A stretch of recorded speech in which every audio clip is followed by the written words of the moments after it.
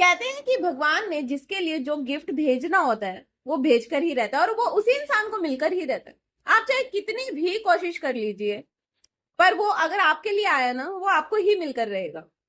तो चलिए, इसके ऊपर एक बहुत इंटरेस्टिंग स्टोरी लेकर आई हूँ आप सबके लिए। मैं अलीशा आप सबका स्वागत करती हूँ स्पीक यूनिवर्सल पर। इस कहानी में क्या होता है, एक किसान होता है, खेती करता है, फ्रूट्स की भी खेती करता है, सब कुछ करता है। तो अचानक से उसके खेतों में बहुत अच्छे अच्छे सेब लग जाते हैं एक पेड़ पर, और बहुत अच्छे होते हैं। तो उसके माइंड में एकदम थॉट आता है कि मैं इन सेबों को, जो उसके गांव में एक मंदिर होता है ना, वहां के पुजारी को देकर आऊं।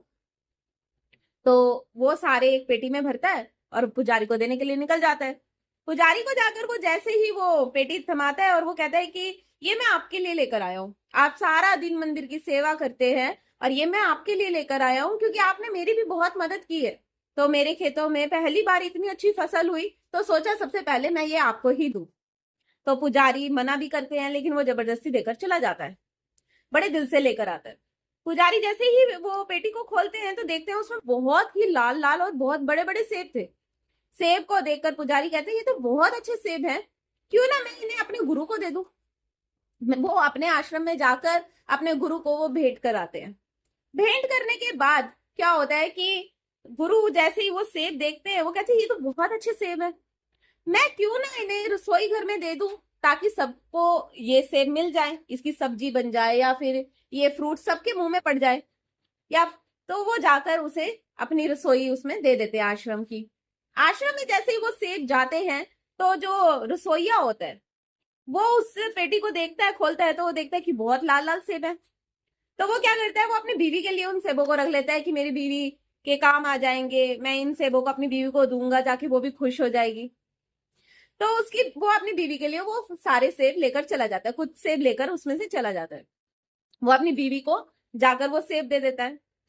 अब उसकी बीवी उन सेबों को देखती है, वो कहती है इतने सारे सेब ले आए आप, और वो भी इतने सुंदर सुंदर। उसकी बीवी भगवान की भगत होती है। वो फिर से उसी मंदिर में उसी पुजारी के पास वो सारे सेब लेकर जाती है और माफी मांगती है कि मेरे पति ने एक तरह से चोरी की है, बिना पूछे वो रसोई में से सेब ले आए, तो मुझे माफ करना, ये भगवान आपके हैं और ये आप ही रखिए। वो घूम फिर कर उसी पुजारी के पास वो सेब चले जाते हैं।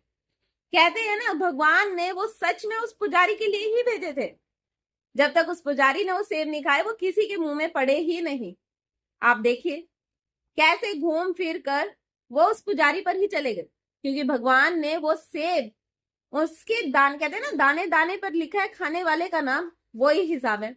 वो सेब उसी पुजारी के पास चले गए और जब वो पुजारी उन सेबों को देखता है उसके मुंह पर एक स्माइल आ जाती है कि शायद ये वही सेब तो नहीं जो मैं उस आश्रम में देकर आया था, वैसे ही लग रहे हैं।